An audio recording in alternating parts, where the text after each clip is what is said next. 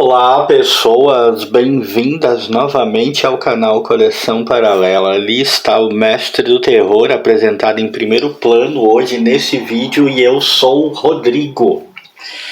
E a gente vai conversar a respeito de mais um gibizinho que eu andei lendo. E o que eu andei lendo ultimamente? Muita coisa, meus amigos, muita coisa eu tenho lido. Pra caramba, como sempre, né? Tenho tido um pouquinho mais de tempo, então eu vou lendo muita coisa, mas às vezes você tem ânsia de ler tanto, de querer ler tanta coisa que acaba até se embananando.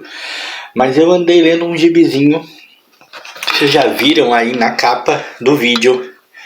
Eu andei lendo essa coisinha aqui, essa maravilhazinha aqui. Zé Carioca, número 1832. Um gibizinho dos anos 80, se não me engano. Sim, de 88. Bom ano 88, tenho boas lembranças de quadrinhos dessa época. E por que ele vai figurar aqui nesse canal? Por que a gente vai falar a respeito dessa edição? Porque ela tem uma das minhas histórias prediletas do Zé Carioca. E que curiosamente quando eu li não foi nessa edição, porque eu nunca tive essa edição. Mas eu li essa história quando eu era menino. Como a gente sabe, Abril, principalmente com quadrinhos Disney, tinha muito aquela coisa de republicar histórias, né? Saía a história na revista do Zé Carioca, depois saía em algum almanaque Disney, saía na revista de algum outro personagem, saía naquelas Disney especiais temáticas, tipo Os Pedichões, Os Espiões e por aí vai. Aliás, às vezes eu penso em voltar a comprar Disney especial, cara. É uma coleção que tem um charme, né? Tem um certo apelo, é interessante.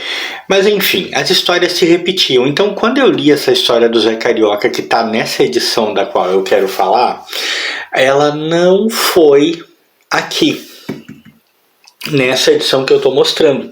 Eu li em alguma outra, talvez numa Disney especial temática, provavelmente.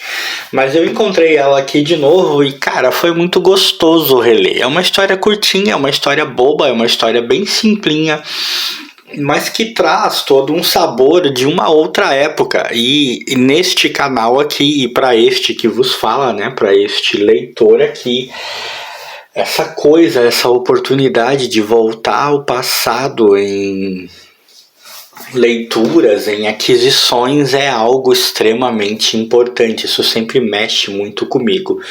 Vocês podem ter certeza disso. Como primeira história dessa edição, vamos pelo sentido correto dessa vez. Eu sou muito de começar de trás para frente em aventuras, em revistas da Disney, né? Nós temos Lobo em Pele de Cordeiro, uma história do Zé Carioca em que o Rocha Vaz, o sogro dele, que não gosta dele, se infiltra entre os amigos do Zé, ganha até o apelido de Vavá, demonstra habilidades futebolísticas, porque ele tem um plano dele lá de obter, sabe-se lá por que, isso não fica explicado na história, mas obter a sede do clube do pessoal lá da Vila Churrupita. O Zé Carioca desconfia, ele e a Rosinha acabam arquitetando um plano que derruba a ideia original do Rocha Vaz, mas no fim das contas os amigos do Zé Carioca acabam fazendo com que o tiro saia pela culatra, porque eles novamente caem numa armadilha sem saber. A armadilha que o Zé fez pro Rocha Vaz acaba pegando os amigos dele também, que de qualquer maneira perdem a sede do clube e oferecem a sede do clube pro Rocha Vaz como garantia em mais um empreendimento que não existe, que é bobagem. Foi o Zé que inventou para enganar o Rocha Vaz. Não é uma bela história, não é uma baita história, mas até que vale a leiturinha, né? Zé Carioca é um personagem que me agrada. Eu acho interessante essas revistas dessa fase que tem sempre a borda colorida, assim, a borda com alguma cor. Depois tem uma história do Donald e Gastão correndo atrás do azar. É uma história em que o Donald decide fazer Cooper começar a correr. O Gastão quer a atenção da Margarida, se finge de machucado, a Margarida cai nessa. A Margarida é meio talarica, eu sempre digo isso. E no final das contas ela sai correndo, quando ela descobre que está sendo enganada, sai correndo atrás do Gastão porque quer dar uns sopapos nele, e o dono acha que eles viraram corredores também. Que dizer? Não dizer nada, né? Uma história de uma página só, com o Zé Carioca dirigindo um Fusca rosa. Não sei, talvez referência à Mangueira. E como que o Zé Carioca adquiriu um Fusca? Não faço ideia. O painel do Fusca tem mais botões que um Boeing. Também não sei porquê. Nestor dá palpites demais, o Zé Carioca faz ele sair do carro.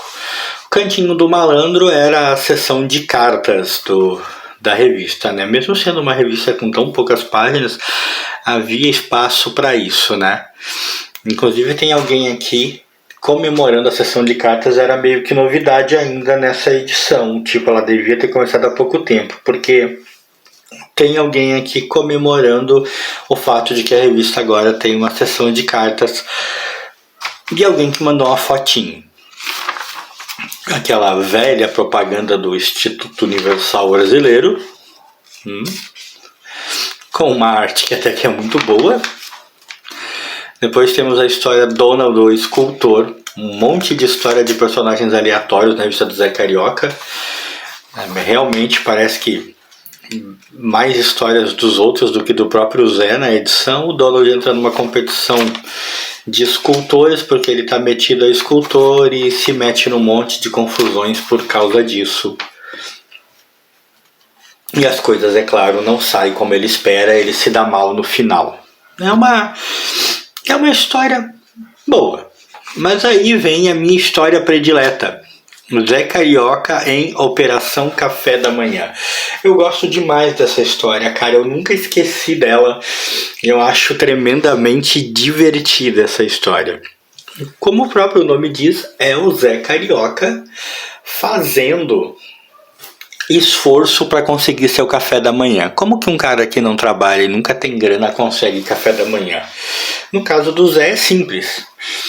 Ele começa a manhã dele indo na casa da dona Floripa. E o que ele está fazendo lá? Ele está devolvendo uma xícara de açúcar que pediu emprestado para ela.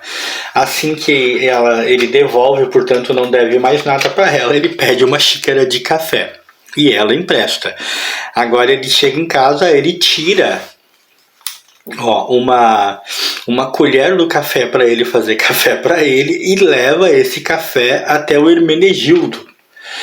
Devolve uma xícara de café para o Hermenegildo que ele havia pedido emprestado e pede uma xícara de leite em pó. E assim ele vai indo de casa em casa para pegar os ingredientes do café da manhã dele. Essa é a Operação Café da Manhã do Zé. Só que ele acaba meio que se perdendo nessa operação porque de alguma maneira ele ficou sem pão. E ele não tem mais ninguém para usar nesse esquema de troca dele para pegar o pão. Mas ele tem esse cara aqui, o seu Arroxo, que é um vizinho que não dá mole para ninguém, não conversa com ninguém, e é a última opção dele para tentar conseguir o pão. Ele vai até o cara, ele dá bom dia, o cara responde friamente, bom dia. Ele vai até o cara, mas ele se dá conta que ele não pode chegar lá e só pedir um pão. Nunca falou com o cara, nem nada. O que ele faz? Ele começa a pensar em como é que vai fazer. Será que ele vai falar de cinema? Eu não sei falar de cinema e tal. No fim, o Arroxo vê ele lá, chama e diz que troca o pedaço de pão por um trabalho. E o trabalho seria pregar algumas tábuas na cerca. Mas o Zé fica hesitante, porque ele não quer trabalhar. E ele não quer trabalhar porque isso, inclusive, estragaria a reputação dele. As pessoas achariam que ele tá mal e tal, e a fofoqueira do bairro tá aqui, ó. A Ingrácia tá aqui vendo tudo que acontece, ele não quer. Ele encontra um outro rapaz que também é meio estilo Zé Carioca, meio vadiozão, o Dunha. Conversa com o Dunha e tem a ideia brilhante de pedir o chapéu do Dunha para prender as tábuas na cerca, disfarçado e ninguém reconhecer. Só que quando ele vai lá cobrar o pão dele, que inclusive o pão vem com queijo e goiabada, o pão vem com um extra, O Arroxo entrega pro Dunha, porque ao ver o chapéu, ele imaginou que fosse o Dunha que estava consertando a cerca. O Dunha, né? Que estava consertando a cerca para ele. E isso fica bem... Dunha não, né? Duda. Não é que eu tirei Dunha, não sei. Ele achou que fosse o Duda, né? E aí o Zé Carioca fica sem pão e fica indo atrás do Duda, implorando o pedacinho de pão. Ele quer o pedacinho de pão, o Duda diz que não, que aí já tá forçando a amizade, emprestar o chapéu, tudo bem, o pão não. Cara, é uma história tremendamente boba, apesar de eu ter errado o nome do personagem aí, ter falado Dunha em vez de Duda.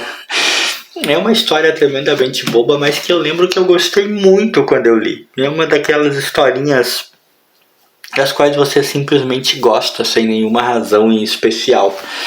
Gostei da história, nunca esqueci ela.